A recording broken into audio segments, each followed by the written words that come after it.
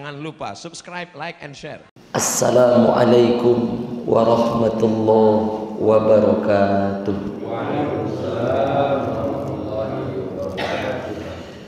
Alhamdulillahilladzi ahyana ba'dama amatana wa ilaihin nusyur.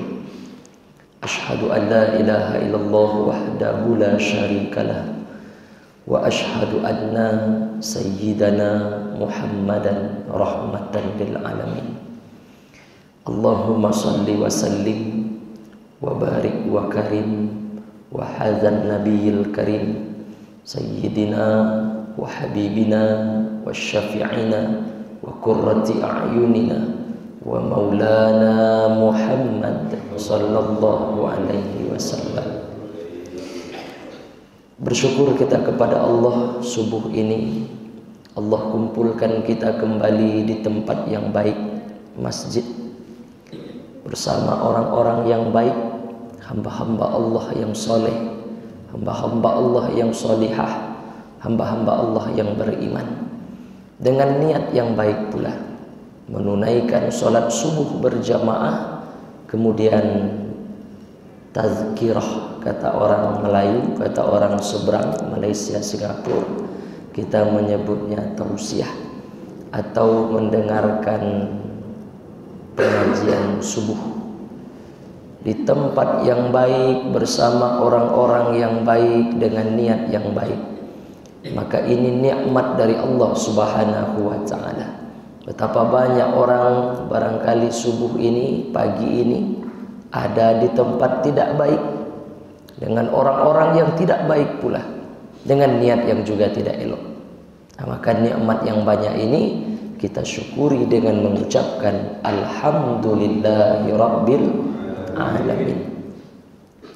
Tidak akan bermakna perjumpaan kita, pertemuan kita ini kalau tidak menyebut namanya. Macam sholat kita tadi, kalau dalam sholat itu tidak kita sebut namanya, maka batallah sholat kita. Ada khatib saat membaca khutbah di atas mimbar, kalau dalam khutbah itu tidak menyebut namanya, khutbah pertama khatib lupa, oke, dengar khutbah kedua. Khutbah kedua pun tak disebut oleh khatib namanya, maka batallah khutbah Jumat itu. Kalau ada orang berdoa, dalam doa itu tidak ada menyebut namanya di awal doa, maka tergantung-gantung doanya antara langit dan bumi. Begitu kata ulama. Makna menyebut namanya adalah bersolawat kepada Rasulullah sallallahu alaihi wasallam. Menyebut namanya tidak sama dengan menyebut nama anak kita. Menyebut namanya tidak sama dengan menyebut nama suami kita. Menyebut namanya tidak sama dengan menyebut atau memanggil nama istri kita, atau sahabat kita, atau kawan kita. Menyebut namanya dengan bersolawat kepadanya. Maka seringan-ringannya solawat, kata Habib Munzir Al-Musawwa almarhum, ucapkanlah Allahumma salli ala sayyidina Muhammad wa ala ali sayyidina Muhammad.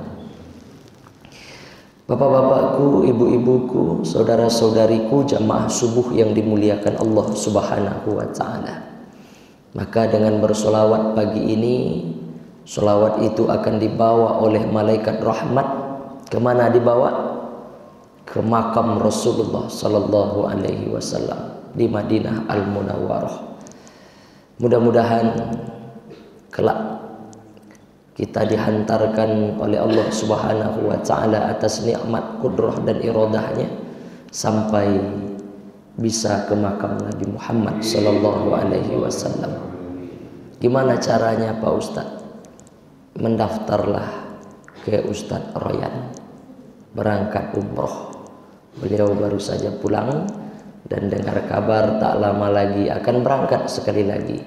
Salah satu keberkahan hidup itu adalah bisa datang ke tanah suci.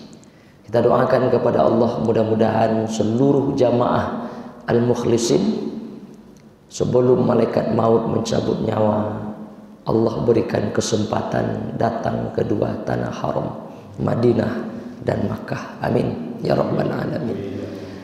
Bapak Ibu jamaah subuh yang dimuliakan Allah Subhanahu wa taala, kalau sanggup bertahan kita mengaji sampai jam 6. Tapi kalau tidak, tak kita paksakan juga. Kita berhenti sesanggupnya. Cara memberhentikan tausiah ini dengan menguap. Jadi kalau ada Bapak Ibu menguap 2 orang, ceramah tutup. Tapi kalau tak ada yang menguap, lanjut sampai waktu syuruk.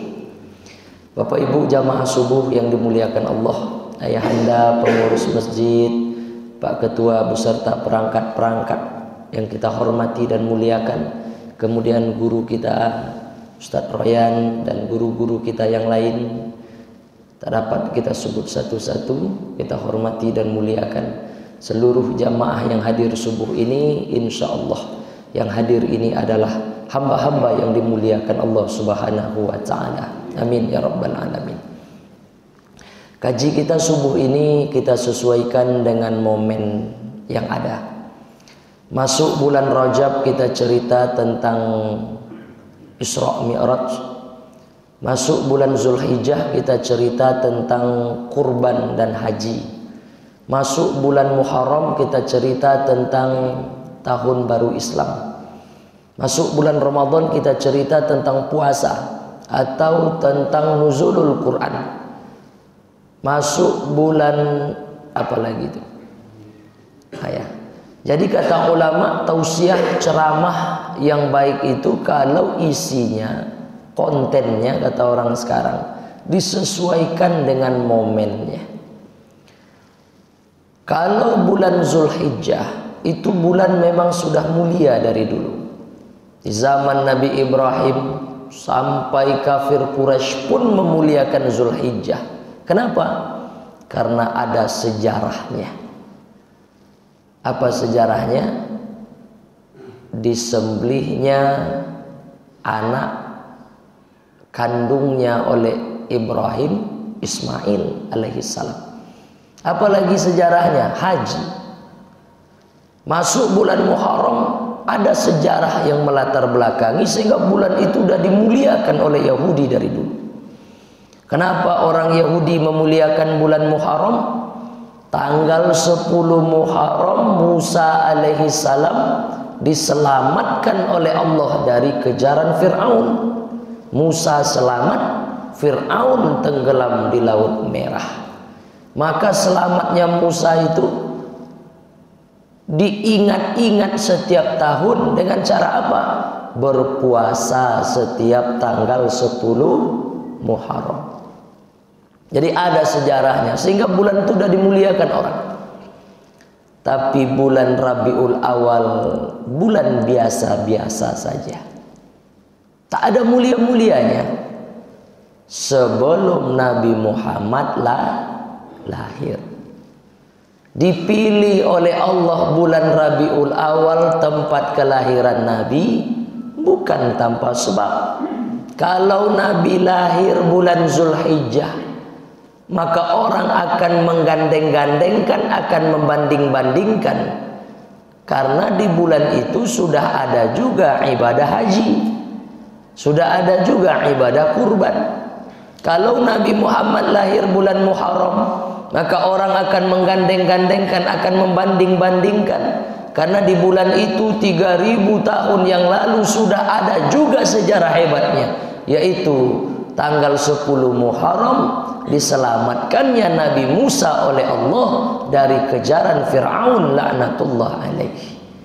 Tapi dipilih bulan yang tadinya biasa-biasa saja. Supaya apa?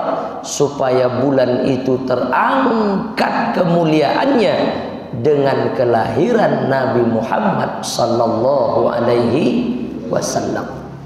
Jadi apa istimewanya bulan Rabiul Awal nih Pak Ustaz? Inilah bulan yang dipilih oleh Allah Subhanahu wa taala, tempat kelahiran Nabi Muhammad sallallahu alaihi wasallam.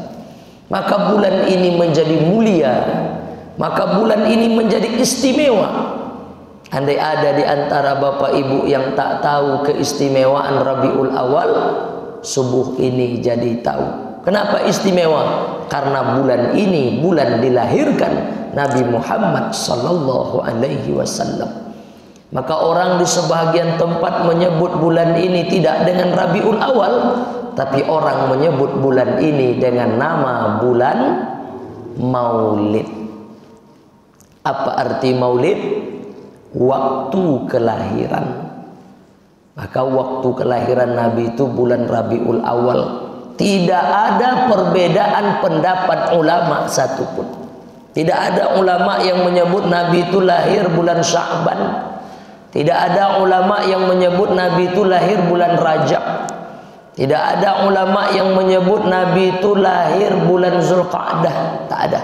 Seluruh ulama sepakat mengatakan Nabi Muhammad lahir bulan Rabiul Awal. Maka di sebahagian tempat macam-macam cara orang memuliakan bulan ini. Saya baru dapat kabar. Apa kata yang mengabar itu? Pak Ustadz, kami bulan ini tidak bayar uang kontrakan Pak Ustadz. Loh, kenapa?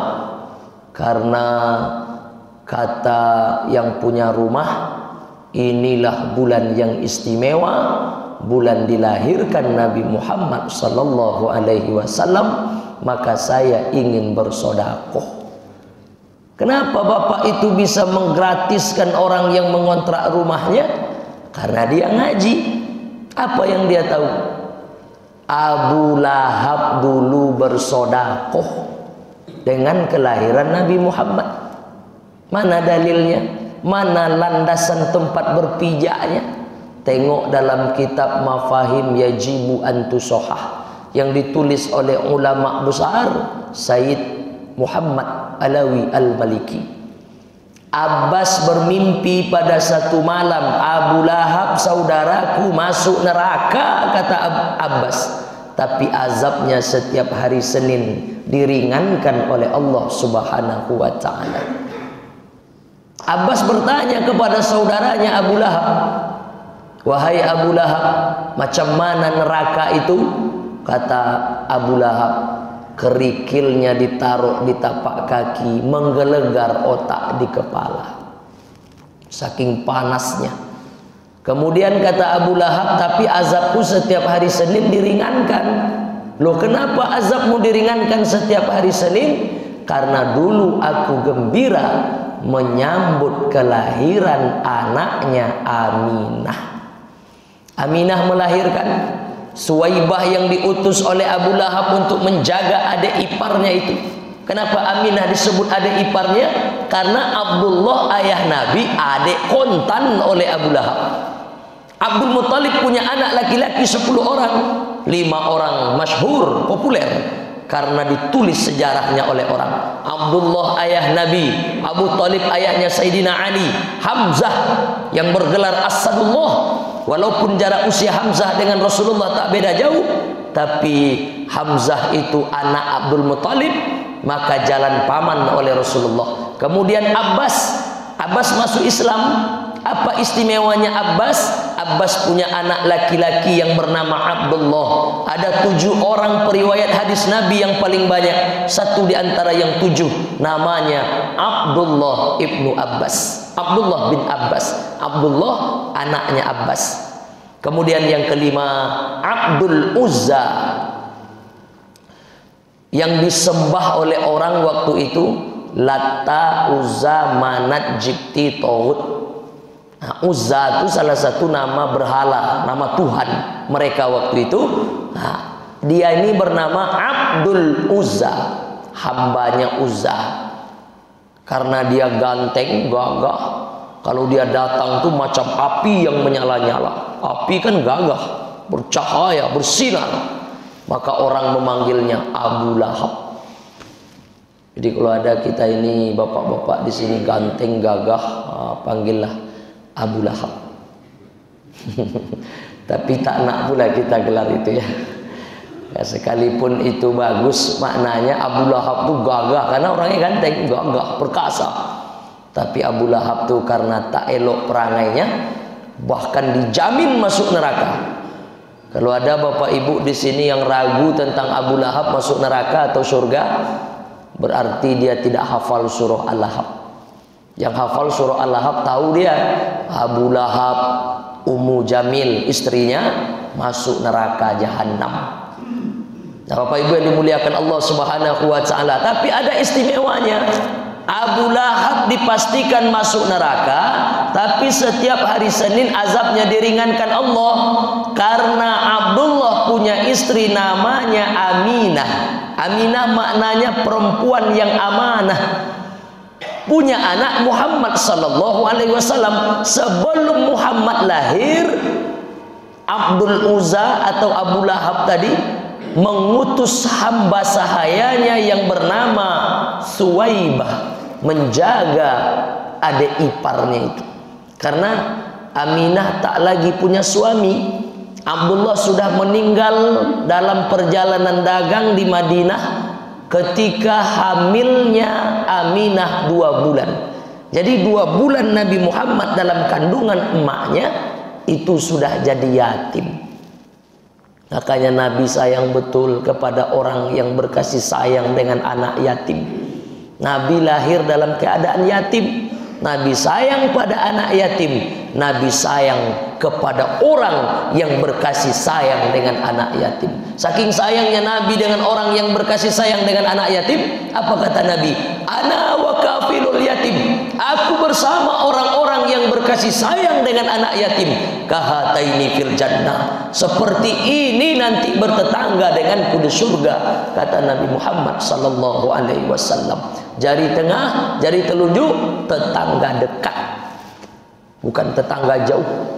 Nah, mudah-mudahan Bapak Ibu yang istiqomah mengaji di Al-Mukhlisin, dia faham, dia mengerti, sehingga tidak menjadi orang yang suka menghardik anak yatim, tidak menjadi orang yang membiarkan anak yatim, tapi kita ini orang-orang yang mengurusi hidup anak yatim. Besok kita masuk surga, tidak surga biasa-biasa, tapi surga bertetangga langsung dengan Rasulullah sallallahu alaihi wasallam. Amin ya rabbal alamin. Nah, ketika Aminah melahirkan hari Senin menjelang subuh tanggal 12, persoalan tanggalnya ada yang berbeda pendapat. Bulan tak ada, tahun tak ada, hari tak ada. Semuanya sepakat Nabi Muhammad lahir hari Senin. Itu ada dalam kitab Sahih Muslim. Kenapa engkau puasa hari ini ya Rasulullah? Nabi menjawab, "Dzaka yauma wulidtu." Hari ini aku dilahirkan, kata Nabi. Hari itu hari Senin. Yang berbeda pendapat itu tanggal. Ada ustadz yang menyebut Nabi Muhammad lahir tanggal 9 Rabiul Awal. Karena yang dibaca oleh ustadz itu kitab Ar-Rahiq Al-Makhtum. Dalam kitab Ar-Rahiq Al-Makhtum Nabi lahir tanggal 9. Ada yang menyebut tanggal 10, ada yang mengatakan tanggal 11, ada pula yang menyebut, yang berpendapat Nabi lahir tanggal 13. Tapi di antara pendapat-pendapat itu yang paling masyhur, yang populer, yang terkenal, seluruh mayoritas ulama mengatakan Nabi Muhammad lahir tanggal 12 Rabiul Awal. Nah, jadi begitu Nabi lahir pada hari Senin menjelang subuh, berlari-larilah Suwaibah mencari tuannya Abu Lahab. Selamat tuan Abu Lahab, selamat tuan Abu Lahab, selamat tuan, engkau dapat keponakan. Kata Abu Lahab, laki-laki atau perempuan anaknya Aminah? Laki-laki tuan. Melonjak-lonjak kegirangan Abu Lahab. Alhamdulillah, ada pengganti adikku. Adiknya Abdullah sudah meninggal, ada pengganti adikku. Akhirnya Aminah punya anak laki-laki. Saking senangnya Abu Lahab, apa kata Abu Lahab? Wahai Suwaibah, aku senang hari ini. Inilah hari paling membahagiakan dalam hidupku, maka aku ingin bersedekah.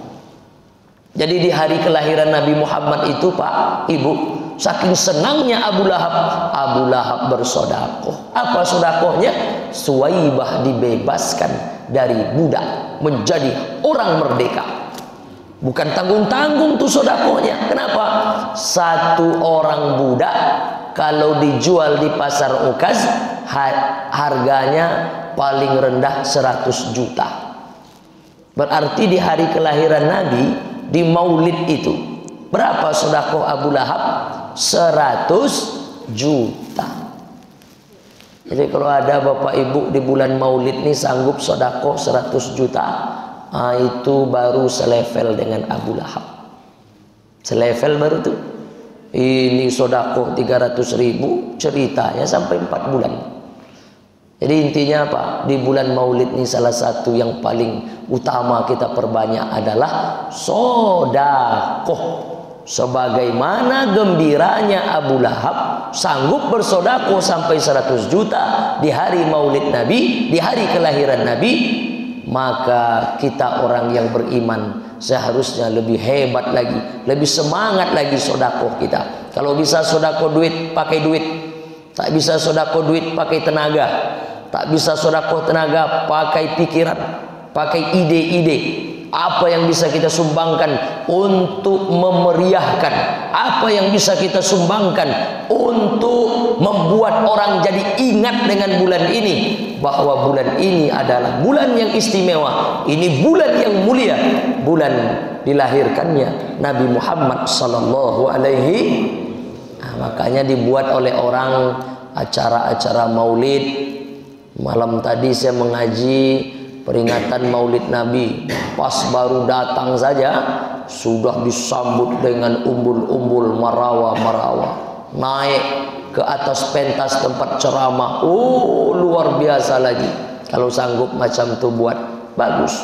Intinya apa? Diingatkan orang, disadarkan orang bahwa bulan ini bukan bulan biasa-biasa saja. Itu maksudnya. Nah, Bapak Ibu yang dimuliakan Allah Subhanahu wa taala, jadi kalaulah Abu Lahab bisa Allah ringankan azabnya setiap hari Senin, walaupun sudah dijamin masuk neraka hanya karena gembira dengan waktu kelahiran Nabi, bagaimana dengan kita yang jauh lebih hebat daripada Abu Lahab? Kita bukan orang kafir, kita orang beriman, kita insya Allah juga tidak akan masuk neraka. Kita ini insya Allah tak akan masuk neraka, kita ke surga nanti semuanya, amin. Kalaupun ke neraka, transit. Kalau mati tidak dengan 2 perkara. Yang pertama tidak murtad, yang kedua tidak syirik. Kalau selamat kita dari yang 2 nih Bapak Ibu, insya Allah kita ini masuk surga semuanya. Cuma ada yang duluan, ada yang belakangan. Yang belakangan ini transit dulu. Di mana transitnya? Di neraka. Cuma jangan pula kata ibu-ibu sebagian mendengar ini, tak apa-apalah Pak Ustadz transit agak setahun 2 tahun, biar tahu kita model neraka itu macam apa. Nah, ini ibu-ibu macam ini, itulah yang error otaknya. Mohon maaf ya. Tidakkah ibu tuh tahu ditaruh kerikil neraka di tapak kaki, menggelegar otak di kepala. Makanya jangan sampai kita bercita-cita masuk neraka. Banyak-banyak baca doa. Apa doanya? Allahumma ajirna minan nar, Allahumma ajirna minan nar, Allahumma ajirna minan nar. Itu doa kita ingin sampaikan kepada Allah. Ya Allah, jangan kami transit ya Allah, jangan kami transit ya Allah, jangan kami transit di neraka ya Allah. Kami mau penerbangan langsung masuk surga tanpa azab, berbaris di belakang Rasulullah sallallahu alaihi wasallam. Nah, Bapak Ibu jamaah yang dimuliakan Allah Subhanahu wa taala. Nah, itu yang pertama. Jadi yang pertama yang mesti kita fahami Bapak Ibu, bulan Rabiul Awal ini bukan bulan biasa-biasa saja. Bulan ini bulan istimewa. Bulan ini bulan yang sangat mulia, karena bulan ini dipilih oleh Allah sebagai tempat, sebagai waktu kelahiran Nabi Muhammad sallallahu alaihi wasallam. Kalaulah selamatnya Musa dari kejaran Fir'aun, kita ingat-ingat setiap tahun. Kan begitu. Kita ingatkan kawan-kawan di grup. Jangan lupa ya Bapak Ibu, nanti malam makan sahur, nanti besok subuh makan sahur. Kenapa? Karena kita besok masuk 10 Muharram, kita puasa sunat. Tahukah kita kenapa kita puasa sunat tanggal 10 Muharram itu? Karena mensyukuri selamatnya Nabi Musa. Kalaulah selamatnya Musa dari kejaran Fir'aun saja, kita syukuri berulang-ulang setiap tahun. Tanggal 10 Muharram kita puasa, tanggal 10 Muharram kita puasa. Lebih hebat mana? Selamatnya Musa dari kejaran Fir'aun atau selamatnya Nabi Muhammad sallallahu alaihi wasallam lahir ke dunia ini. Kita ini bukan umat Nabi Musa, kita ini umat Nabi Muhammad. Kalaulah selamatnya Musa saja bisa kita syukuri macam itu, karena Musa juga Nabi Allah, karena Musa juga Rasul Allah. Bagaimana dengan Rasulullah sallallahu alaihi wasallam, Nabi Muhammad yang syafaatnya yang akan kita harap nanti di yaumil kiamah, kelahirannya pun layak untuk kita ingat-ingat, untuk kita kenang-kenang. Isinya apa acara maulid itu Pak Ustadz? 3 saja. Yang pertama, mengajak orang banyak-banyak bersolawat. Sampai-sampai Nabi sebut, ketika Nabi naik ke atas mimbar, datang malaikat Jibril bawa doa. Doanya ada 3. Satu di antara doa yang 3 itu apa? Celakalah hidup orang itu ya Allah. Siapa mereka? Yang mendengar nama Nabi Muhammad disebut, tapi dia diam saja, tak mau dia bersolawat. Itu orang didoakan malaikat Jibril celaka hidupnya, dan diaminkan oleh Nabi Muhammad. Amin. Perkenankanlah doa Jibril nih ya Allah. Karena itu ada ayat dalam Quran yang dibaca terus oleh khatib di khutbah Jumat. Innallaha wa malaikatahu yusholluna 'alan nabi. Sesungguhnya Allah dan para malaikat bersolawat kepada Rasulullah. Ya ayyuhalladzina amanu sallu alaihi wasallimu taslima. Maka kita orang-orang yang beriman juga mesti bersolawat kepada Rasulullah. Bersolawat kepada Nabi itu bukan karena kita ingin ini dan itu. Banyak kadang orang bersolawat kepada Nabi karena dia ingin dunianya. Walaupun boleh-boleh saja, tapi yang pertama dulu adalah bersolawatlah kepada Nabi, karena memang beliau layak untuk kita solawati. Kan banyak orang tuh bersolawat kalau sudah sakit, kalau dia sehat tak ada solawat. Kenapa Bapak banyak bersolawat? Karena udah sakit Pak Ustadz. Mudah-mudahan dengan solawat ini bisa sehat. Bersolawat ketika sudah sempit, sulit, susah. Ketika lapang, ketika kaya raya, tak ada ingat solawat. Ini tak betul. Jadi solawat itu yang pertama dulu karena apa? Karena memang Nabi Muhammad itu layak untuk mendapatkan solawat. Begitu ya. Bukan tak boleh bersolawat karena ingin umroh, boleh juga. Bersolawat karena ingin sembuh dari sakit, boleh. Bersolawat supaya terbebas dari kesusahan, kesulitan, ya tidak apa-apa. Tapi niatkan dulu yang pertama adalah bersolawat kepada Nabi tulus, ikhlas, bukan karena mengharapkan keutamaan untuk diri kita, tapi untuk apa? Untuk kecintaan kita kepada Rasulullah. Kalau hanya ada orang bersolawat karena ingin sembuh, berarti kalau dia dalam keadaan sehat, hilang solawatnya. Kalau ada orang bersolawat dalam keadaan susah sempit, ketika hidupnya Allah lapangkan, entah kemana-mana solawatnya. Jadi begitu ya. Makanya solawat itu tidak kenal susah, tidak kenal lapang, tidak kenal sakit, tidak kenal dalam keadaan sembuh, sehat walafiat. Solawat itulah yang membuat tegak kaki kita besok dekat dengan Rasulullah Sallallahu Alaihi Wasallam di hari kiamat. Karena solawat kita itu dibawa oleh malaikat rahmat ke Madinah Al-Munawwarah. Di mana tuh Pak Ustaz? Ke makam Nabi Muhammad. Ya Rasulullah, ada umatmu di Batam, di Al-Mukhlisin. Pagi ini sudah menyebut namamu 200 kali. Disebut nama ibu, nama bapak, disampaikan kepada Rasulullah. Maka kenal Nabi Muhammad dengan kita. Asbab itulah besok tegak kaki kita dekat dengan Rasulullah di hari kiamat. Amin ya rabbal alamin. Nah Bapak Ibu yang dimuliakan Allah Subhanahu wa taala, ada orang menyebut maulid waktu kelahiran. Jadi kalau bicara waktu kelahiran, itulah tadi ceritanya. Nabi Muhammad dilahirkan di Makkah, harinya hari Senin menjelang subuh, bulannya Rabiul Awal, tanggalnya 12, tahunnya 1 tahun setelah tentara bergajah yang dipimpin oleh Abraha masuk ke kota Makkah ingin menghancurkan Ka'bah. 1 tahun setelah peristiwa itu Nabi Muhammad lahir. Karena orang belum kenal kalender, orang menamakan tahun sesuai peristiwa yang ada, maka tahun itu disebut orang tahun gajah, Amul Fil, tahun gajah. Nah, Bapak Ibu jamaah yang dimuliakan Allah, tapi ada orang yang menyebut maulud. Ada maulid, ada maulud. Apa beda maulid dengan maulud, Pak Ustaz? Maulid waktu kelahiran. Maulud orangnya yang dilahirkan, sosoknya. Jadi kita cerita di bulan Maulid itu banyak-banyak tentang Nabi Muhammad amat elok. Apa salah satu cerita tentang Nabi yang elok? Cerita tentang Nabi di umur 25 tahun. Apa yang terjadi pada Nabi di umur 25 tahun, Pak Ustadz? Nabi menjadi anak muda yang mandiri.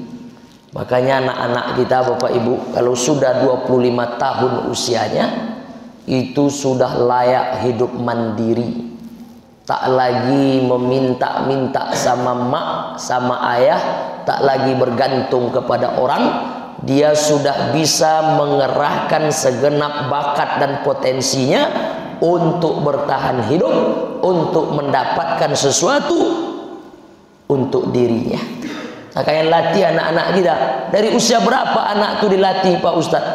Abu Thalib melatih keponakannya sejak usia 12 tahun. Walaupun pendidikan itu kalau kita kaji itu dari kandungan sudah ada pendidikan-pendidikan. Tapi untuk membentuknya sebagai pribadi yang sangat mandiri, maksimal sampai usia 12 tahun itu dimaksimalkan. Apa yang terjadi di usia 12 tahun? Diajak oleh Abu Thalib, keponakan kesayangan itu, karena usia 12 itu sudah dalam asuhan Abu Thalib. Usia baru lahir sampai umur 4 tahun Nabi diasuh oleh ibu asuh.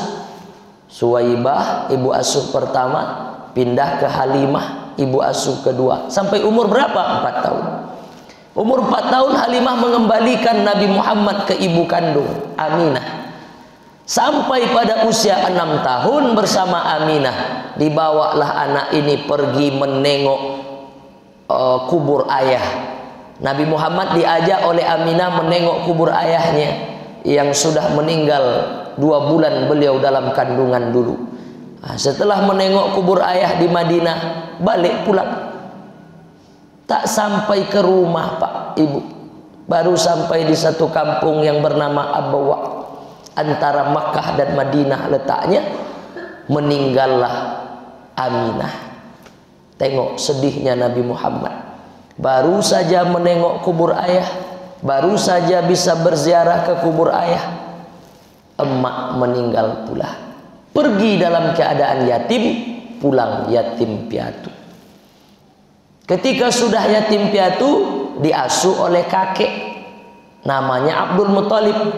Tak lama setelah diasuh kakek, pada umur 8 tahun 2 bulan 10 hari meninggal pula kakek tadi. Maka sejak umur 8 tahun 2 bulan 10 hari Nabi diasuh oleh Abu Thalib. Nah, dalam asuhan Abu Thalib inilah yang banyak membentuk karakter Rasulullah. Salah satunya apa? Diajak, dibawa keponakan itu, karena Abu Thalib itu abang oleh Abdullah, jadi paman oleh Nabi. Kalau dari Minangkabau, mama kontan Nabi. Diajak Nabi Muhammad berdagang ke mana? Ke negeri Syam. Syam sekarang pecah jadi 4 negara. Jadi area dagang Nabi Muhammad itu dari kecil itu lintas negara. Bukan lintasan perumahan, bukan lintasan kecamatan, lintas negara. Makkah, Madinah, kemudian Syam. Mana Syam itu? Sekarang pecah jadi 4. Suriah, Palestina, Lebanon, Yordania. Dibawa berdagang. Sehingga pengalaman-pengalaman itulah yang membentuk Nabi Muhammad menjadi pribadi yang mandiri. Sampai pada usia 25 tahun, Nabi Muhammad sudah berdagang, tak lagi bergantung mengekor pada paman. Nabi sudah punya rombongan dagang sendiri. Nabi mengambil barang dagangan orang, kemudian dibawa berdagang oleh Rasulullah. Hebatnya Nabi Muhammad, kalau orang diambil barang dagangan, dibawanya 50, balik ke Makkah sisa 15. Diambil 50, balik ke Makkah sisa lagi 20. Tak habis. Nabi Muhammad berapa barang yang diambil, balik ke Makkah 0. Laris manis, habis. Salah satu barang dagangan orang yang diambil oleh Nabi itu perempuan. Imro'atun, perempuan, tajiratun, kaya raya, namanya Khadijah binti Khuwailid. Khadijah perempuan yang kaya raya. Seluruh orang di Makkah, Madinah, di Syam tak ada yang tak kenal dengan Khadijah. Perempuan cantik, perempuan kaya dan elok hati. Jadi Khadijah itu di samping kaya, di samping cantik, juga terkenal baik hati. Satu hari Khadijah ngecek bisnisnya, pembukuannya, ditengok, kenapa yang satu ini setiap kali ngambil barang habis? Penasaranlah Khadijah, Bapak Ibu, siapa dia ini? Ditanyanya Nafisah. Siapa Nafisah itu? Pembantu Khadijah sekaligus kawan akrabnya. Nafisah, sini. Ini yang membawa barang dagangan kita. Ini yang satu ini siapa nih orangnya? Kenapa setiap kali dia yang mengambil barang habis semuanya, tak ada yang bersisa? Hebat sekali ini orang, kata Khadijah. Maka pertanyaan Khadijah pada Nafisah itu dijawab oleh Nafisah. Oh, ini namanya Muhammad. Umurnya 25 tahun. Penasaran Khadijah, ingin bersua, ingin berjumpa. Biasa saja, pemilik barang, bos, owner ingin kenal dengan karyawannya, ingin kenal dengan teman bisnisnya, biasa saja. Maka ingin berjumpa sekejap. Nafisah, boleh aku berjumpa dengan Muhammad nih agak sebentar? Boleh, kata Nafisah. Jadi dijembatilah oleh Nafisah berjumpa Khadijah dengan Rasulullah. Begitu menengok Rasulullah, begitu menengok Nabi Muhammad untuk pertama kali, langsung terpana Khadijah menengok rupawannya Rasulullah. Indahnya wajah Rasulullah tak bisa digambarkan, Bapak Ibu. Seganteng-gantengnya orang hari ini kalau kita tengok, itu kalau tegak di samping Rasulullah, apa yang terjadi? Orang jelek kalau tegak di samping Nabi, orang itu ikut jadi ganteng. Beda dengan orang sekarang. Kalau kita tegak di samping orang ganteng, yang dia semakin ganteng, yang kita semakin jelek. Nah, Nabi Muhammad, siapapun yang tegak dekat beliau ikut kecipratan. Nah, Nabi Muhammad gagah, Nabi Muhammad rupawan, Nabi Muhammad juga dikenal orang baik hati. Ya jelaslah baik hati. Kenapa? Umur 4 tahun dada Nabi Muhammad sudah dibedah oleh malaikat Jibril. Kan begitu yang kita baca dalam sirah Nabawiyah. Umur 4 tahun pertama kali dada Nabi dibedah. Ketika masih dalam asuhan Ibunda Halimah Sa'diyah, datang malaikat Jibril merobohkan Nabi Muhammad, kemudian dadanya dibedah, disucikan hati, disucikan jantung Nabi. Itu yang ditengok oleh kawan-kawan Nabi yang sebaya dengan dia usia 4 tahun, berlari-lari melapor kepada Ibunda Halimah. Ibu Halimah, Muhammad dibunuh, Muhammad dibunuh, Ibu. Halimah pucat wajahnya. Di mana Muhammad dibunuh? Di mana? Ditunjukkan mereka, di sana Ibu. Pergilah Ibunda Halimah bersama anak-anak tadi mencari di mana tempat keberadaan Rasulullah. Begitu Ibunda Halimah sampai, operasi sudah selesai. Nabi hanya tinggal terduduk diam, wajahnya pucat, badannya panas dingin. Sejak saat itulah Ibunda Halimah Sa'diyah takut Apa kata Ibunda Halimah Sa'diyah? Ini nampaknya anak bukan anak biasa. Takut kita ini mati dia nanti dalam asuhan kita, bahaya. Maka aku pulangkan sajalah dia ke ibu kandungnya. Nah, itu sebabnya sejak umur 4 tahun tuh Nabi tak lagi diasuh oleh orang lain, tapi Nabi sudah dikembalikan ke ibu kandungnya, Aminah. Nah, karena hati Nabi bersih, maka tentu perangai Nabi elok, akhlak Nabi mulia. Maka Bapak Ibu yang hari ini berisau hati, Pak Ustadz, gimana lah lagi cara mendidik anak saya ini Pak Ustadz? Perangainya minta ampun Pak Ustadz. Bersihkan hatinya. Karena kalau hati bersih, insya Allah seluruh amalnya akan ikut baik. Gimana cara membersihkan hatinya? Ajak anak itu mengenal Allah.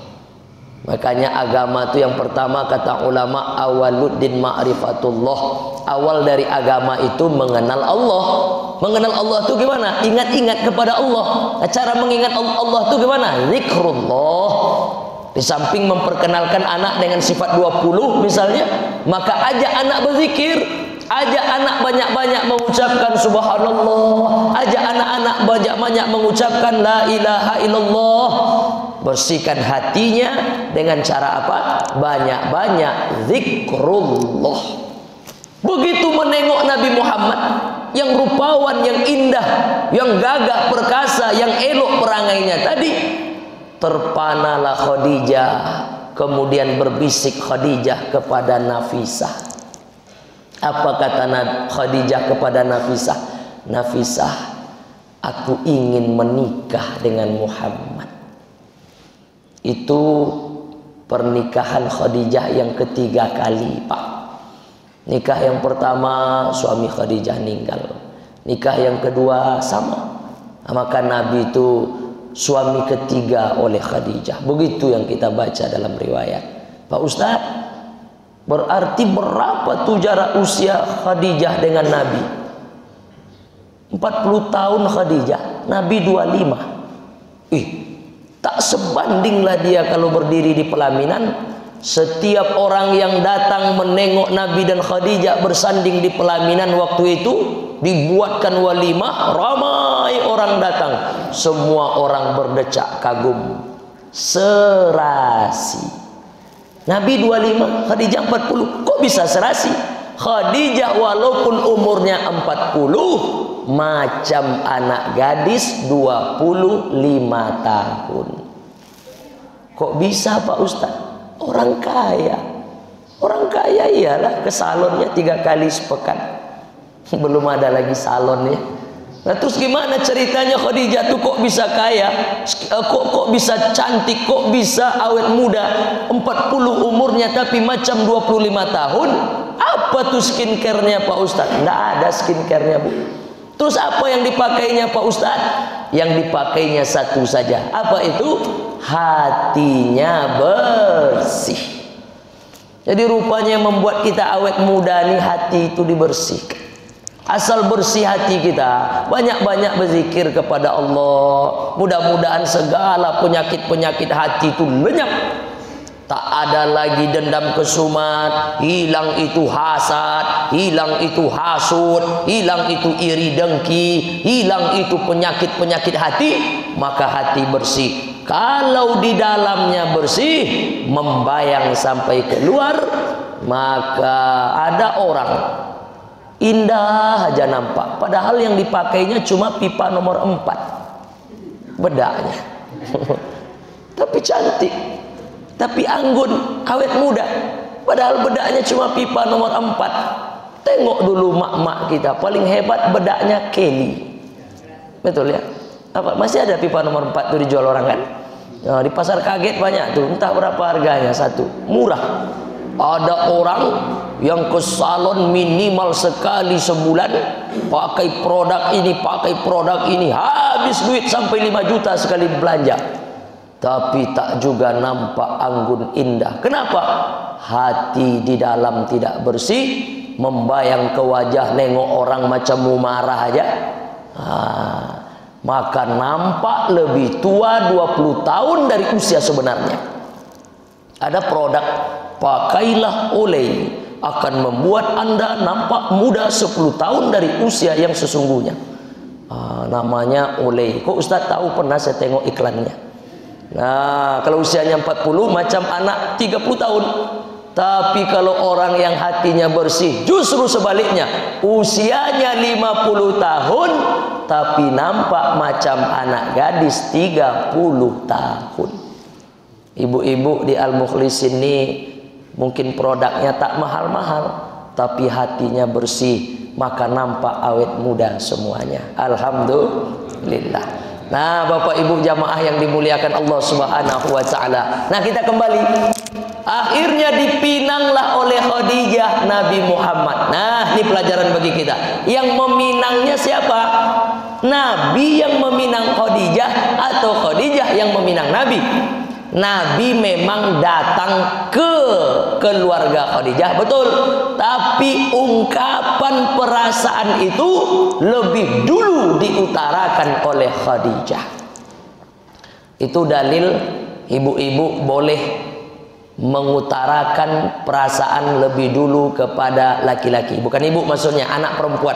Misalnya ibu punya anak gadis, ibu tengok ada laki-laki ganteng, gagah, alim, soleh, nampak sama ibu, maka ibu boleh dulu memintanya, mengutarakan keinginan kepada keluarganya. Nafisah menyampaikan keinginan Khadijah bersama paman-paman Khadijah kepada keluarga Nabi Muhammad. Nah, barulah terjadi kesepakatan dan akhirnya menikah. Nabi 25 tahun, Khadijah 40 tahun. Menikah dengan Khadijah, Nabi dikaruniakan 6 orang anak. Tengok, coba bayangkan Bu ya. Umur berapa Khadijah nikah? 40 kan? Dari usia 40 masih sanggup lagi Khadijah melahirkan 6 kali. Coba tengok sehatnya Khadijah. Orang sekarang umur baru 38 kata dokter jangan hamil lagi ya Bu ya. Kalau ibu hamil lagi gimana dokter? Ibu mati katanya. Bahaya. Nah, ini Khadijah udah 40 menikah usianya dengan Nabi, masih sanggup melahirkan 6 kali. Tidak satu pun riwayat yang menceritakan Khadijah lahirnya sesar. Nah, ada sesar. Sesar mah enak. Sampai-sampai ibu tuh tak tahu anaknya udah lahir. Saking bius tuh luar biasanya. Normal semuanya. Itulah sehatnya Khadijah. Maka ibu-ibu yang ingin mencari contoh panutan tauladan, maka belajarlah. Ada kitabnya itu, ada bukunya, Khadijah Sang Pemuka Surga. Itu kalau kita bahas tuh dari awal keutamaan Khadijah itu siapa Khadijah, sampai-sampai kenapa Khadijah tuh besok menjadi pemimpin salah satunya perempuan-perempuan di surga. Dan ketika Nabi Muhammad sudah kehilangan Khadijah selama 13 tahun, cemburunya Aisyah luar biasa. Nama yang selalu tak lupa Nabi menyebut-nyebut setiap selesai sholat itu nama siapa? Salah satunya nama Khadijah. Ada seorang perempuan datang ke Madinah. Lalu kata Nabi, Aisyah, tolong buatkan makanan yang enak. Jamu itu tamu kita. Kata Aisyah, siapa dia memangnya ya Rasulullah? Sampai sebegitunya engkau ingin melayaninya, ingin menyambutnya. Apa jawab Nabi? Dia teman akrabnya Khadijah. Teman akrab istrinya saja yang sudah lama meninggal, masih begitu Nabi memuliakan, menunjukkan Khadijah tak pernah hilang dalam hati Nabi. Nah, dalam kitab tadi Bapak Ibu, apa yang istimewa dari Khadijah? Kenapa Nabi tak pernah lupa dengan Khadijah? Ada satu yang kami petik dari bacaan itu. Selama 25 tahun Nabi menikah dengan Khadijah. Jadi usia pernikahan Nabi dengan Khadijah 25 tahun. Kalau ada Bapak Ibu yang berumah tangga sudah sampai 25 tahun, itu sama dengan usia pernikahan Nabi dengan Khadijah. Selama Nabi menikah dengan Khadijah, Nabi monogami. Ingat ya, Inilah kadang kalau kita tak tahu, kita suka diserang oleh orang-orang jahil, oleh orang-orang yang tak tahu-tahu apa di luar sana. Apa katanya? Nabi Muhammad yang kalian ikuti, yang banyak bininya itu. Nabi Muhammad yang kalian ikuti, yang dia menikah sampai 11 kali itu, yang 9 istrinya. Dia tidak tahu.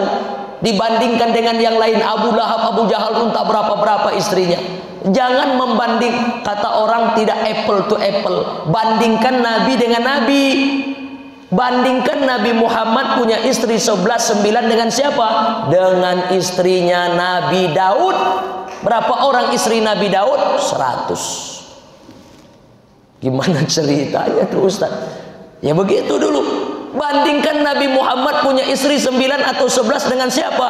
Dengan Nabi Sulaiman. Nabi Sulaiman dalam sejarah dibaca punya istri 1000 orang.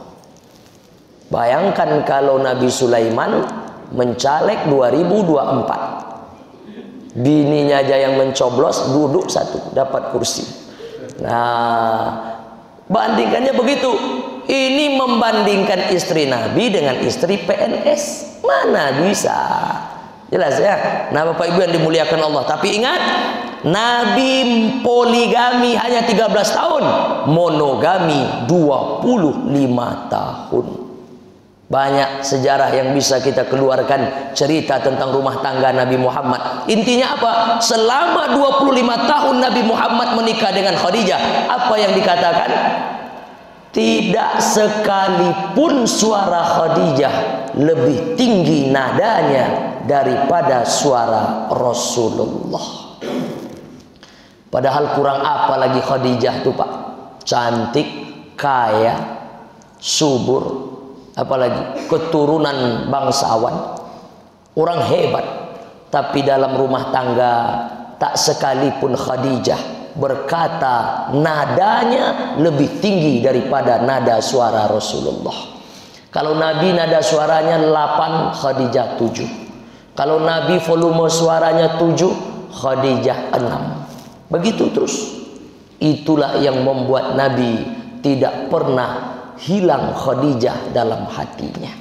Makanya pesan sama ibu-ibu, ini saya sampaikan juga di beberapa taklim. Kalau ibu ingin disayang suami, kalau ibu ingin suami itu selalu ada ibu dalam hatinya, maka jangan sampai berkata-kata kasar ataupun bernada lebih tinggi daripada suami. Kalau tak percaya tanyalah bapak-bapak ini. Cuma bapak ini takut dia cerita sama ibu macam itu. Makanya saya sampaikan. Apa contoh? Kalau ibu mungkin tak suka, bapak sudah sampai jam 12 di luar. Itu jangan sesekali ibu chat bapak dengan nada yang kasar. Apa biasanya ibu-ibu itu kalau nyuruh suaminya pulang? Papa mau pulang sekarang atau nanti? Udah jam 12 ini, tahu enggak? Kalau itu cara ibu, bapak tuh sebetulnya sudah mau pulang. Sudah di starternya motornya, sudah dimudi gasnya mobilnya, tapi menengok chat ibu macam tuh. Sampai pagi aku di luar katanya. Jangan begitu, laki-laki jangan dipancing, bangkit ego lelakinya. Lalu yang benar gimana Pak Ustadz? Ibu buatlah chat yang lemah lembut. Dimanapun suamiku berada, semoga dilindungi oleh Allah Subhanahu wa Ta'ala dari kejahatan-kejahatan kegelapan malam.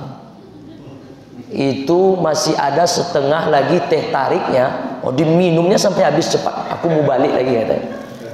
Karena mendapat kelemah lembutan dari istrinya. Itu serius tuh. Kalau tak percaya, jujur kan Pak ya, betul kan? Iya, banyak yang mengangguk betul tuh Pak Ustaz. Nah Bapak Ibu yang dimuliakan Allah Subhanahu wa Ta'ala. Nah itulah segelumit sedikit tentang Nabi Muhammad sallallahu alaihi wasallam. Nabi punya anak dengan Khadijah 6 orang. 3 laki-laki, 4 perempuan. 5 orang anak Nabi Muhammad dengan Khadijah meninggal sebelum Nabi wafat. Nah itu perlu juga kita paham ya. Anak Nabi itu berapa orang semuanya Pak Ustaz? 7. Satu lagi ada anak Nabi Ibrahim namanya, itu dengan istri yang lain. Nama istri beliau Maria Qibtiyah. Ada istri Nabi dari Mesir Nabi punya istri hanya 2 saja yang melahirkan anak. Yang lain Nabi tak ada anak dengan istri-istri yang lain. Yang punya anak cuma Khadijah dan Maria. Dengan Khadijah 6 anak, dengan Maria 1 anak. 6 anak Nabi meninggal sebelum Nabi wafat. Satu-satunya anak Rasulullah yang meninggal setelah Nabi wafat namanya Fatimah. Tapi Fatimah juga nggak lama, karena waktu Nabi mau meninggal, berbisiklah Nabi di telinga Fatimah. Fatimah ikut melepas kematian Rasulullah. Fatimah menangis. Apa kata Nabi berbisik di telinga anak beliau Fatimah? Engkau akan menyusul ayah. Memang betul. Tak lama setelah itu, 6 bulan setelah kematian Nabi, Fatimah meninggal juga. Bapak Ibu yang dimuliakan Allah, habis waktu kita, sudah 6:05, masuk waktu syuruk. Kita sudah boleh menunaikan sholat sunat Isra. Dan habis itu masuklah acara inti, sarapan bersama. Nah, Bapak Ibu yang dimuliakan Allah Subhanahu wa taala, mudah-mudahan dengan bercerita tentang Rasulullah sallallahu alaihi wasallam semakin menambah semangat kita, semakin faham dan mengerti kita bahwa bulan ini adalah bulan yang istimewa, bulan ini adalah bulan yang sangat mulia. Demikian yang dapat disampaikan. Mohon maaf kalau ada salah dan silap atau yang kurang pada tempatnya. Al-Fakir Abu Syahid Caniago. Jumpa lagi di lain kesempatan. Akhirul kalam. Billahi taufiq wal hidayah. Wassalamualaikum warahmatullahi wabarakatuh. Waalaikumsalam.